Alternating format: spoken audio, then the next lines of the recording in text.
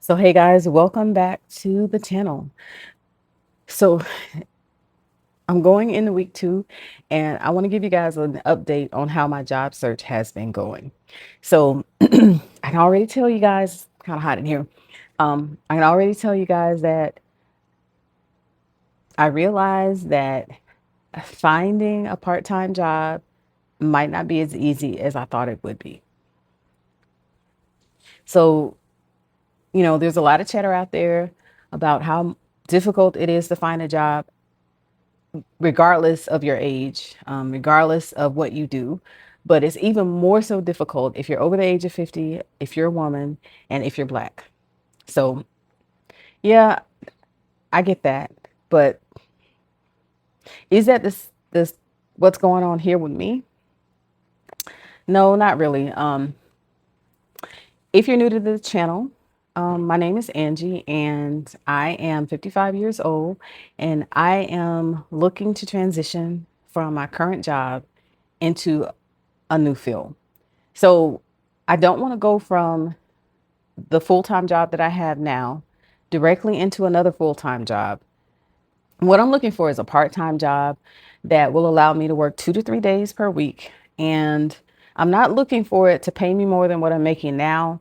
I'm just looking for it to give me enough money just to carry me through. So let me get you guys caught up. So since the last time we talked, I have applied for 8 jobs. And of the 8 jobs that I've applied for, I withdrew from one of them, and 2 of them I actually got a rejection for. And so let's get into it. Let's talk about why. So, one of the strategies that I had going into this job search was I wanted to make sure that the part time jobs that I was looking for were part time jobs that my age wouldn't be a factor, my sex wouldn't be a factor, or my race wouldn't be a factor. So that was one of the types of jobs that I was looking for. The other type of job that I was looking for was just a job that was actually in the field that I currently work in, but just a part-time role, a part-time remote role. So I was able to actually find some part-time roles that fit those 2 criteria. And so far, I think that I'm moving in the right direction. Even though I got a rejection, it still gave me some information. It still gave me data that I can use. So let's talk about it. So let's talk about the first job that I withdrew from. So that particular job, it's related to the field that I've been working in over the past 20 years, but it's just a different type of role. It's a medical courier. So when I first initially saw the job, I thought it might be a good option for me because the pay was like from $18 to $25 an hour, and that's not bad. But it's a contract job. And when I thought more about it and I thought about where I live, because I live in a metro area, and so you could be transporting specimens because that's what the job entails. It's transporting lab specimens from doctors' offices to labs and from labs to hospitals. It could potentially be all over the place, all over the metro area. And so when I thought about the current price of gas and I thought about the upkeep of a car, I just recently had to get my tires changed. I had to get my battery changed. And I also had to replace my front brakes. That was like $1,600. And I don't drive a lot. I work a job where I'm working hybrid.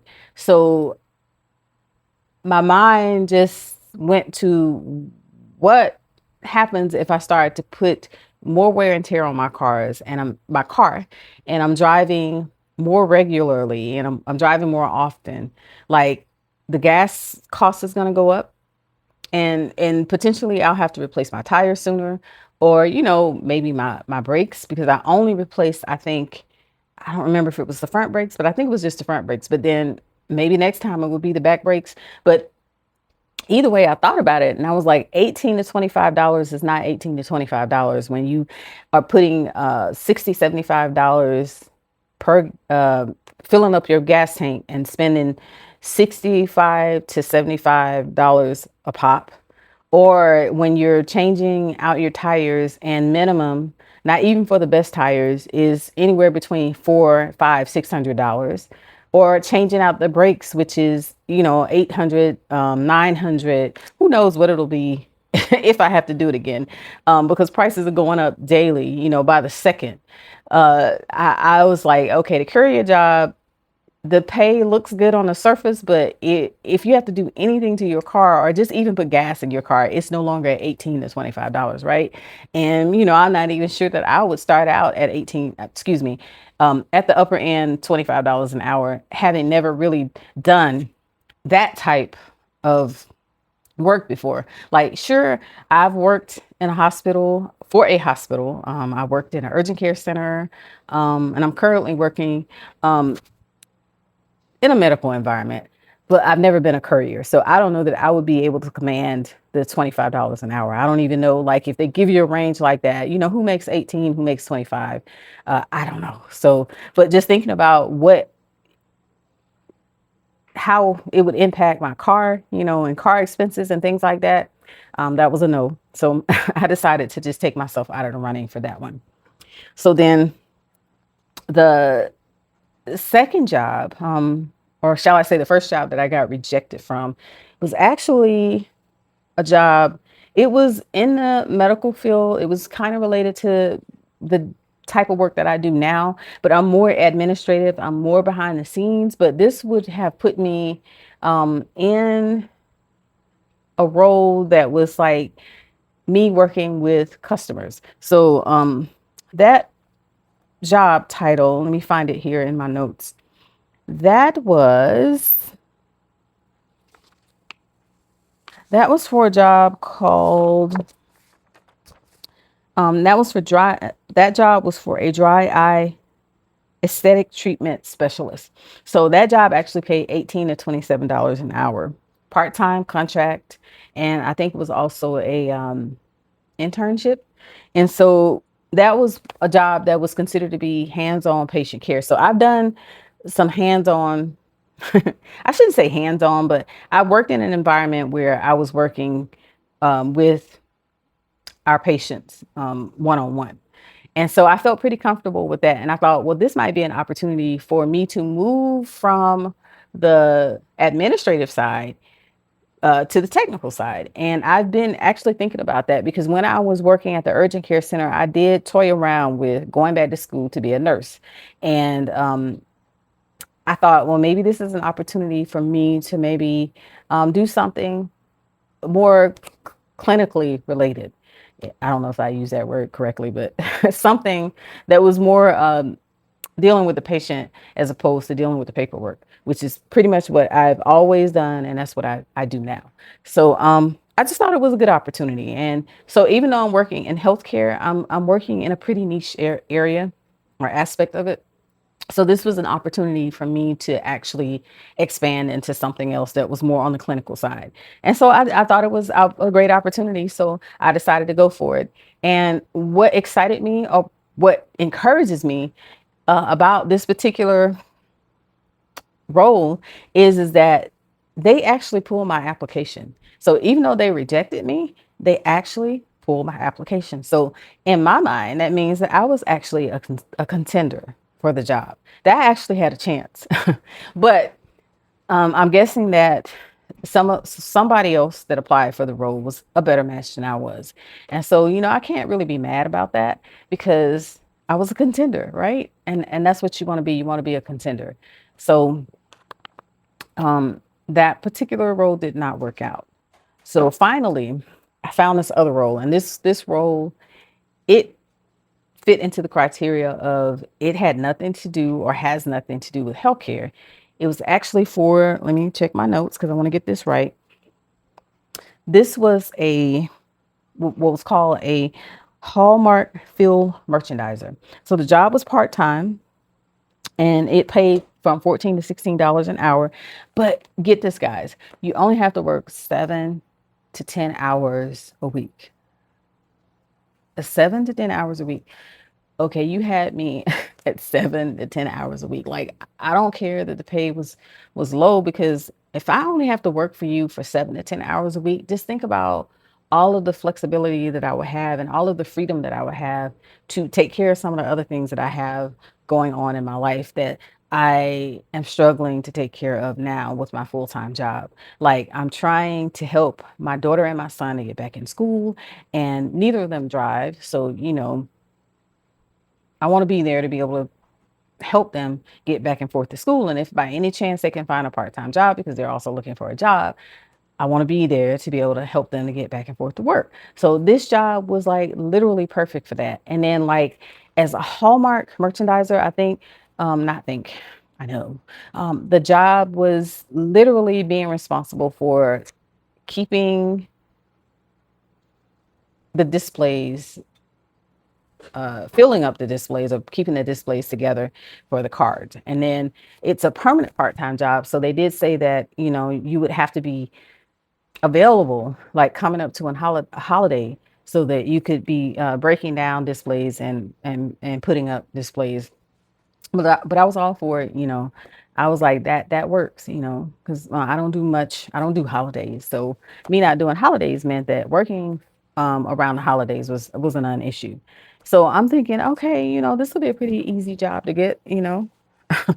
Um, But I think it was like within 24 hours of applying for the role, I got that dreaded email, the one that Says, thank you for your interest, but we decided to move ahead or move on with other candidates. I was bummed. But in the email, it did let me know that, they did tell me to join the community and to just keep an eye for other opportunities and to apply again at a later date. So I went back and I looked at the job description, and I think what I didn't pay attention to when I looked at it initially was that they were looking for someone to work part-time, but it seemed like it was evening hours. That was in the job header. And so when I put down my hours of availability, because of course I still am working my other job and I'm not leaving my job until I find something suitable, I put down that I was available in the early hours of Sunday morning, the middle part of Saturday, and maybe a couple evenings through the week. So at the end of the day, I think that the reason that I wasn't chosen for that job was because my availability didn't really match the availability that they were looking for. At least that's what I'm telling myself. So so those were my two rejections. So what I take from that is I feel like I'm on the right track. Um, I feel like I need to keep looking at jobs or looking for jobs that are part-time that are related to the work that I currently do. But I think where I'm gonna make a shift is I'm going to polish up my resume and fine tune it so that it actually speaks to the experience that I have, and speaks more to the job description of the jobs that I'm reaching out for, because I didn't tailor my resume for that particular position. But I think that's something that I should be, because I kind of think that's probably why I didn't hear back on those other five jobs, because those other five jobs were in my field. And I got to tell you, even before I started putting in applications last week, up until March of this year, I was actually getting recruiters reaching out to me about job opportunities with the resume that I currently have, you know. So I don't think the issue is my age. I don't think the issue is what I look like, or my sex, because again, they were reaching out to me about job opportunities prior to March. So I don't think it's that.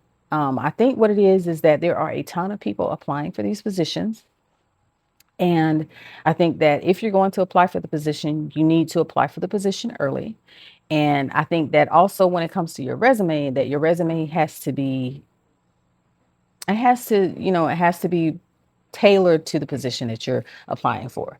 So what I'm going to do going forward is I'm definitely going to double down on any jobs that I see that are part time in the field that I work in. Now, I had the original goal to apply for one job a day.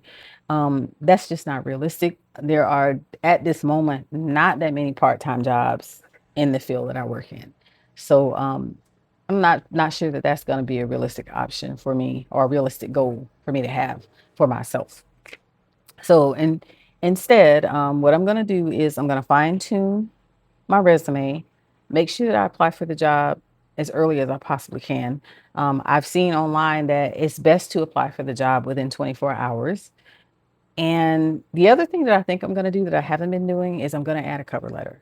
Like the cover letter might not help, but I don't think it'll hurt. So that's another thing that I'm going to do. It will definitely be a way to hopefully stand out amongst the competition.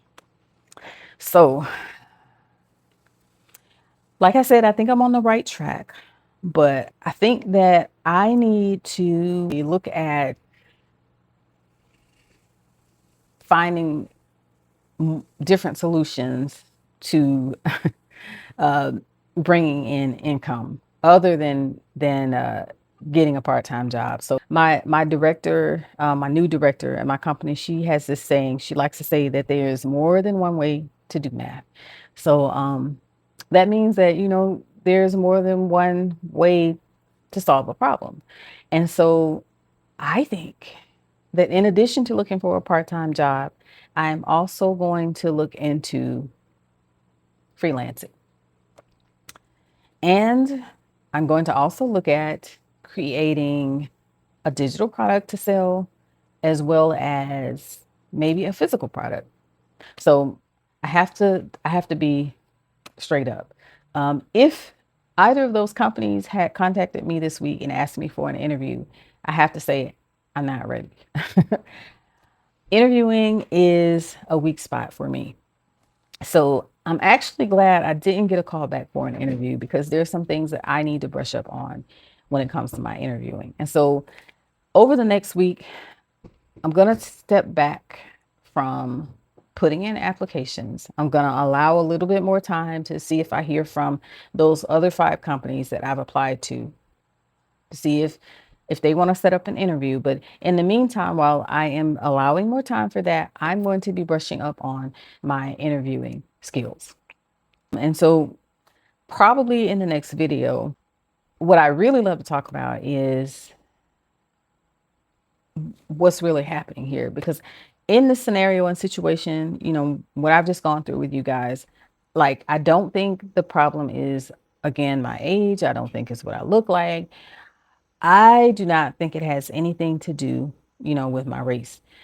I think that simply, just from doing research, that there are just not enough jobs for the number of people who are out here looking for jobs.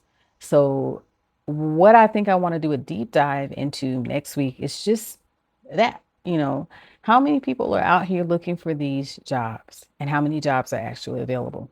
So, in my next video, I think we should talk about it. And I promise I'm working at getting better at this, but uh, thank you so much. And I look forward to seeing you guys in my next video.